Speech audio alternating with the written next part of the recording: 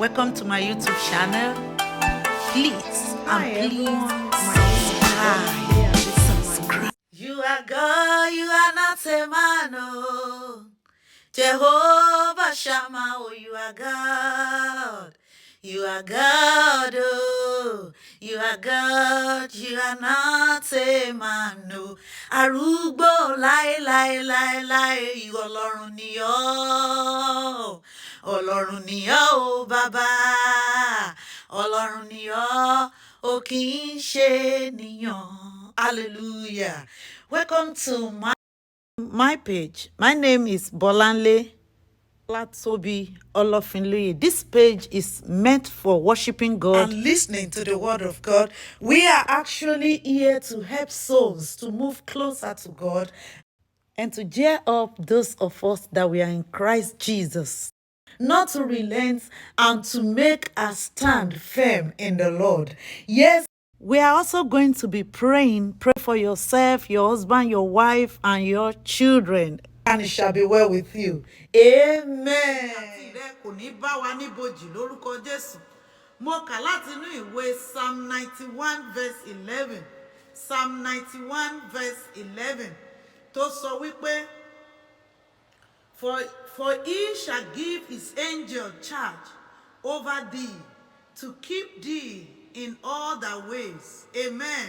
Ó ní nítorí tí yóò fi àṣẹ fún àwọn áńgẹ́lì rẹ̀ nítorí rẹ láti pa ọ́ mọ́ lí ọ̀nà rẹ gbogbo. Nínú ọ̀sẹ̀ yìí, Bíbélì sọ wípé Ọlọ́run yóò fi àṣẹ fún àwọn áńgẹ́lì rẹ̀ láti pa èmi àti rẹ mọ́ nínú ọ̀sẹ̀ yìí. Lórúkọ Jésù bá a ti ń lọ nínú ọ̀sẹ̀ yìí, orúkọ Jésù ààbò Olódùmarè yóò dájú lórí èmi àti rẹ, àtèmi àtọmọ rẹ, àtọkọ mi, àtọkọ rẹ, àtilé àtọ̀nà wa.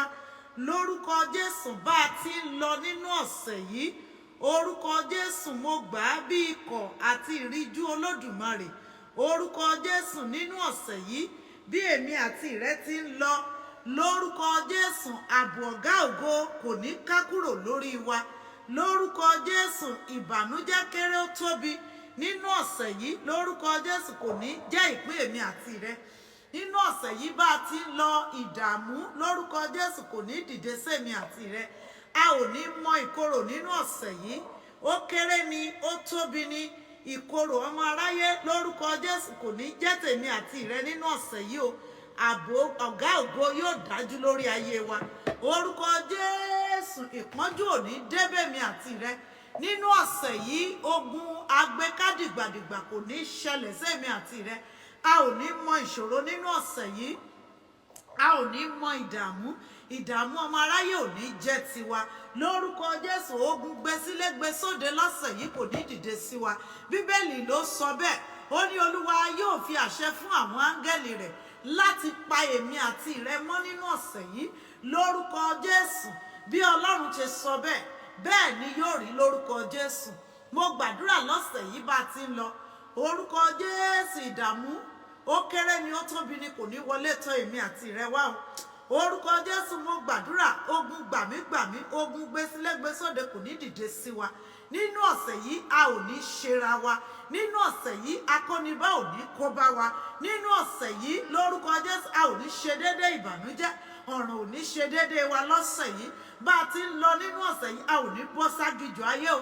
Lórúkọ Jésù mo gbàdúrà, nínú ọ̀sẹ̀ yìí alákòóbá alákòóràn kò ní kó bẹ́mi àti rẹ. Nínú ọ̀sẹ̀ yìí a ò ní rí ìdààmú. Ó kéré ni ó tóbi ni kò ní dìde sẹ́mi àti rẹ. Nínú ọ̀sẹ̀ yìí bá a ti ń lọ, lórúkọ Jésù ojú ò ní tì wá o. Nínú ọ̀sẹ̀ yìí bá a ti ń lọ, a ò ní rí ìdààmú, a ò ní dààmú o. Nínú ọ̀sẹ̀ yìí bá a ti ń lọ, ìkorò ọmọ aráyé kò ní jẹ́ tiwa. Nínú ọ̀sẹ̀ yìí bá a ti ń lọ, a ò ní jì ságijù ayé o. Lórúkọ Jésù nínú ọ̀sẹ̀ yìí bá a ti ń lọ, a ò ní ṣọ̀fọ̀, a ò ní ṣọ̀fọ̀ ara, a ò ní ṣọ̀fọ̀ ẹ̀mí. Nínú ọ̀sẹ̀ yìí bá a ti ń lọ, lórúkọ Jésù mo gbàdúrà, lórúkọ Jésù ohun rere gbogbo yóò ṣe déédé èmi àti rẹ. Lórúkọ Jésù bá ti ń lọ nínú ọ̀sẹ̀ yìí, orí wa ò ní burú, ọfà ayé ò ní bà wá tọmọtọmọ, tọkọtọkọ, tayátayá, tilé tẹbí tará, tìyá tẹ̀gbọ́n tàbúrò, ti bàbá. Lórúkọ Jésù, orúkọ Jésù èmi àti rẹ lọ́sẹ̀ yìí a ò ní dààmú.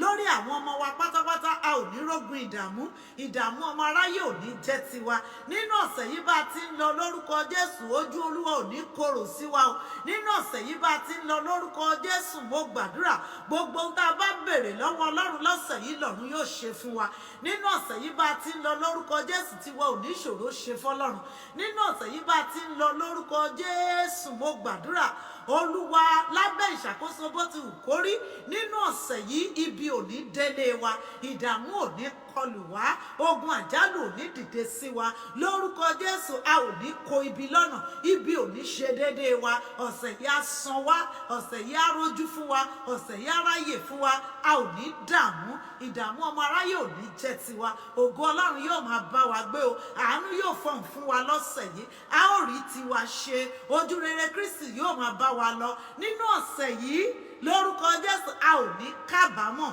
nínú ọ̀sẹ̀ yìí a ò ní ṣìrìn nínú ọ̀sẹ̀ yìí a ò mà ní ṣẹ̀ṣẹ̀ gbé o lórúkọ Jésù ògo Ọlọ́run yóò máa bá wa lọ ìràwọ̀ wa ò ní wọ̀ lọ́sàn gangan lọ́sẹ̀ yìí ọfà ọmọ aráyé ò ní bà wá lórúkọ Jésù ọfà ikú ọfà ìsàn ọfà àjálù lórúkọ Jésù kò ní bà wá lọ́sẹ̀ yìí a ó rí àánú Olódùmarè gbà ojú òní tì wá lórúkọ Jésù lọ́sẹ̀ yìí a ó rí tiwa ṣe ìdààmú ọmọ aráyé ò ní dìde sí wa a ò ní ṣe lásán lọ́sẹ̀ yìí o a ò ní ṣe lásán lọ́sẹ̀ yìí a ò ní ṣẹ̀ṣẹ̀ pé a ò ní ṣílẹ̀tẹ̀ lórúkọ Jésù ààbò ọ̀gá ògo yóò máa bá wa lọ ojú rere Kristi yóò ṣàtìlẹ́yìn wa lórúkọ Jésù mo gbàdúrà lọ́sẹ̀ yìí ẹnu èmi àti ìrẹ ò ní kan lórúkọ Jésù ogun ò ní jà wá lórúkọ Jésù mo gbàdúrà mo ní ogun ò ní jèmi àti ìrẹ lọ́sẹ̀ yìí ààbò Olódùmarè yóò dájú lórí wa àánú yóò máa bá wa lọ níbi gbogbo tá a bá dé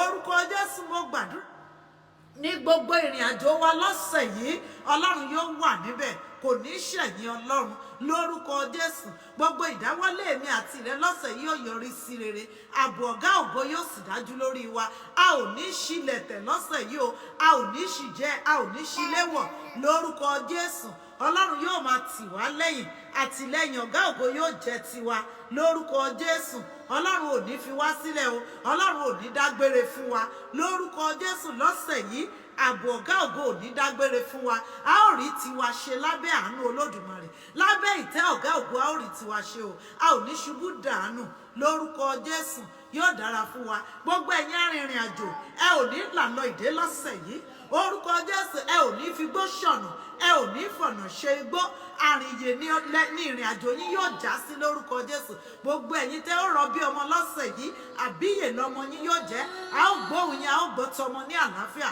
gbogbo ẹ̀yin aláboyún pátápátá tásìkò yín ò tí ì tó orúkọ Jésù oyún ò ní ṣẹ́ mọ́ yín lára nínú ọ̀sẹ̀ yìí ọ̀run yóò bá yín ru ẹrù náà àrùyè lórúkọ Jésù ni yóò jẹ́ gbogbo ẹ̀yin tẹ́ wá wojú Ọlọ́run fún ọmọ nínú ọ̀sẹ̀ yìí Ọlọ́run ọ̀gá ògo yóò bá yín pàdé lórúkọ Jésù yóò fọwọ́ kan inú yín yóò fàyè gba ọmọ lórúkọ Jésù ẹ ò rí àánú tòótọ́ gbà lórúkọ Jésù mo wá súre fún yín gbogbo ẹ̀yin tẹ́ ń ṣàìsàn níbi gbogbo tẹ́ ẹ wà orúkọ Jésù kó dáwọ́lé yín Ọlọ́run ọ̀gá ògo kó dáwọ́lé yín lórúkọ Jésù kẹ́ ẹ lọ rí ìwòsàn ní tòótọ́ gbà orúkọ Jésù Ọlọ́run ìmúláradá kó mú yín láradá ẹ gbọ́ àṣẹ Olódùmarè gbogbo ẹnikẹ́ni tí ayé pọ́n lójú nínú ọ̀sẹ̀ yìí ọ̀run tú èmi àti rẹ sílẹ̀ orúkọ Jésù gbà ọ́ ó yá gba ìtúsílẹ̀ nítòótọ́ gbogbo ẹni tí ayé ní lára orúkọ Jésù ayọ̀ǹda yín lónìí lórúkọ Jésù gbogbo ẹni tí ayé ti lérí mọ́ wípé wọn ò ní mọ òpin ọ̀sẹ̀ yìí lórúkọ Jésù wàá jẹ́rìí ságbára Ọlọ́run orúkọ Jésù mo ní wàá jẹ́rìí ságbára Ọlọ́run lórúkọ Jésù yóò dára fún wa gbogbo àwọn tí ń dágbé tí ń dá sọ single father single mother ọ̀run yóò ràn yín lọ́wọ́ Ọlọ́run yóò bá yín gbẹ́rù yín gbogbo àwọn tí ò tiẹ̀ wá mọ bí tó ṣe fẹ́ gbégbà nínú ọ̀sẹ̀ yìí orúkọ Jésù Ọlọ́run kó bá yín gbẹ́rù yín kó bá yín gbé kó fúyẹ́ kó júwe ọ̀nà wọ̀nyí lórúkọ Jésù àtèmi àtiwọ́ àtọmọ mi àtọmọ rẹ àtọkọ mi àtọkọ rẹ àtayá rẹ àti ilé àtẹbí rẹ àti ìyá àtẹ̀gbọ́n àtàbúrò wa àti bàbá wa orúkọ Jésù abẹ́ ààbò Olódùmarè lórúkọ Jésù níbẹ̀ la kó ara wa pamọ́ sí lọ́sẹ̀ yìí orúkọ Jésù a ò ní sá kúrò níbẹ̀ ọwọ́ Sátánì ò ní ká wa lábẹ́ Olódùmarè yóò dára fún wa bẹ́ẹ̀ ni yóò rí Jésù Olúwa wa àmín àmín àmì lórúkọ Jésù yóò dára fún wa. Ẹ jẹ́ ká rí pé a gbàdúrà yìí ká fi ránṣẹ́ sáwọn ẹlòmíràn. Yóò dára fún wa o. God bless you and I love you always. Amen. Amen. Welcome to my YouTube channel. Please, and please subscribe.